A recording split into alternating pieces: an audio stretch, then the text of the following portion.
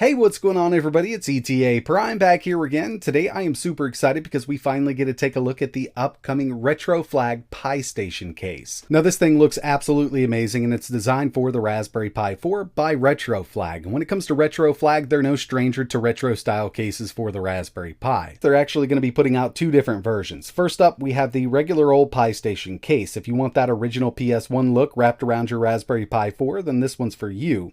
But they're also releasing another version with a 4.3-inch IPS screen. Now the screen is detachable and there's no word just yet if they're going to be selling the screen separately. I'm sure they will down the road, but you know how production is going right now with everything going on in the world. It's kind of hard to get your hands on extra parts. So right now they're going to be selling one with the screen and one without the screen.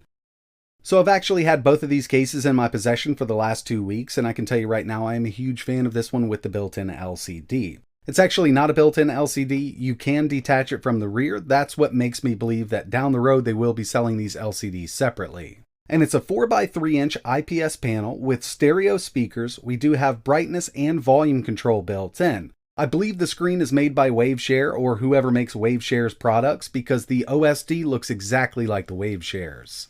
So we're going to be taking a closer look at the one with the included LCD, but real quick I just wanted to get the pistation case unboxed itself.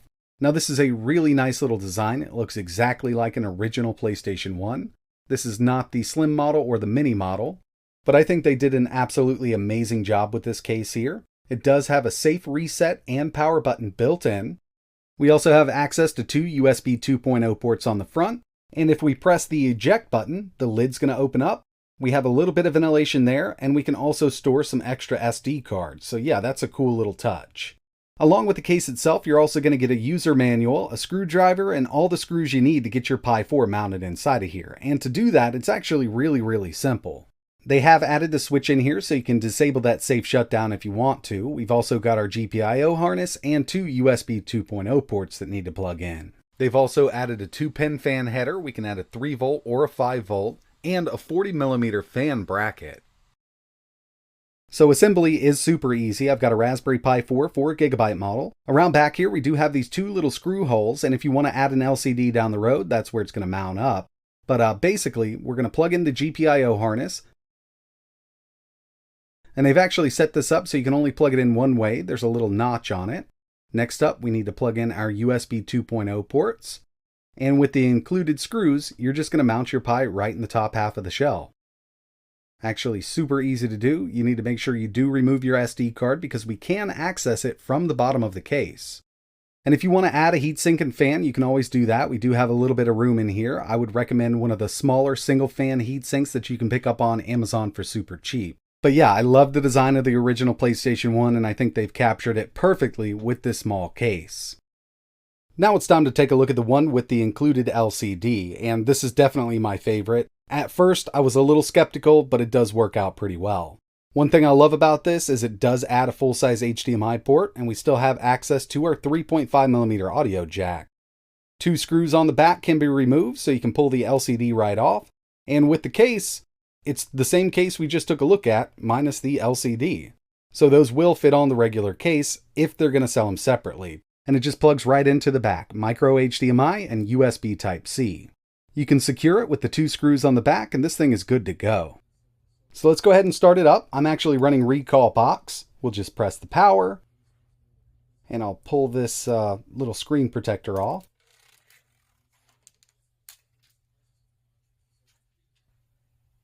And there we have it. We're booting into recall box right now on that 4.3-inch IPS screen. The screen itself looks awesome for what we have here. I was really surprised that they used a high quality screen. And in the past on the channel, I have taken a look at a 4x3-inch Waveshare screen. One of the reasons that leads me to believe that this is made by Waveshare is just this OSD. These buttons are functional. We have volume, brightness, and we can change the aspect ratio, 4x3 or 16:9. I completely understand that this is a small screen for retro gaming. I mean, we see this size screen on handhelds. This is definitely not a handheld. It's more of a desktop or tabletop console, but we do have that full-size HDMI and we can actually plug it in at any time. The built-in screen is going to shut off and it's going to send its signal over HDMI. I love the fact that they made this functional. Oh yeah, by the way, I'm actually running this on battery power. I've got a 10,000 milliamp hour battery bank here. It does put out 3 amps over USB Type-C, so this thing is fully portable the way it sits right now. And through all of my testing, I'm just going to be running off of the battery. I haven't run into any issues at all. As you can see, I'm running Recall Box, and I do have an 8-bit controller connected over Bluetooth. That's what I'm going to be using, but I did want to get into some testing. Now, when it comes to this thing here, it's powered by the Raspberry Pi 4, so we really know exactly what it can run, and it does PlayStation 1 really well. And since this is a PlayStation 1 case for the Raspberry Pi 4, let's get right into it. So here we have Tony Hawk's Pro Skater 3, and we're listening to the sound out of the built-in front-facing speakers. This is stereo sound. It doesn't put out any bass because these are really small 1-watt speakers, but they actually get much louder than I thought they would. And given that they're front-facing, you're going to be sitting in front of the screen anyway. You're not going to have any trouble hearing it.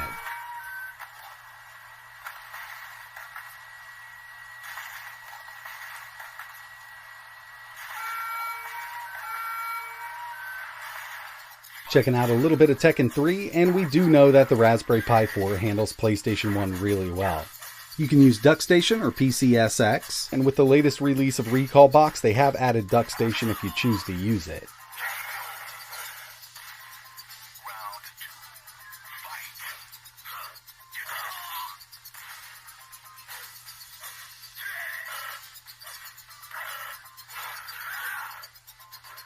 And by the way, when you close the screen on this, the screen and the sound shuts off. So if you are connected to battery, it will save some battery. But if you want to play on a bigger screen, all you need to do is plug this into HDMI around back. I've got a 27-inch Samsung monitor. Remember, with the LCD screen added, we do have a full-size port on the back, and it's going to come right up on the big screen. I'll just grab my Bluetooth controller, and we're still on battery power. Obviously, the bigger monitor is plugged into the wall, but the Pi itself is running off of my battery pack. And we can go in and play any of our favorite games on a big screen. And as you can see, it does scale correctly. It actually looks pretty good here on this bigger monitor. And once you want to just disconnect from that monitor, we don't have to do anything else but unplug the HDMI.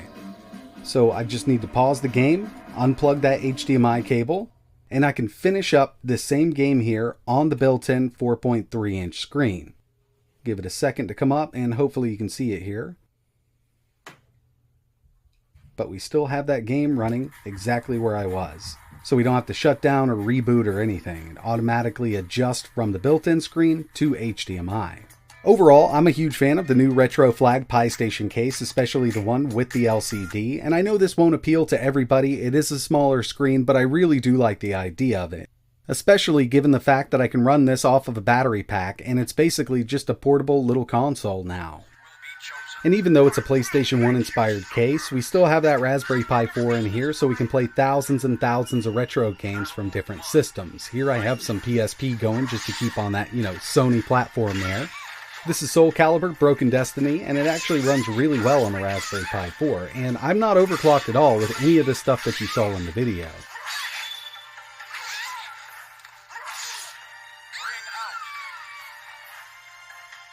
Last little feature I wanted to show you here was that safe shutdown. We have a reset button and a power button. We can safely reset or power down. I'm just going to power down.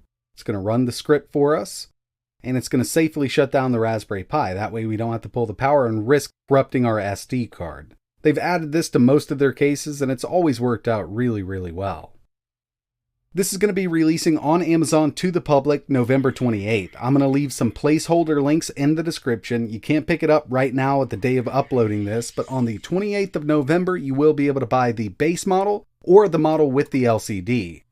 And I just can't get over popping this little disk drive open. It's an SD card holder. That way, if you want to run RetroPie and Recall Box, you can use separate cards and not lose them.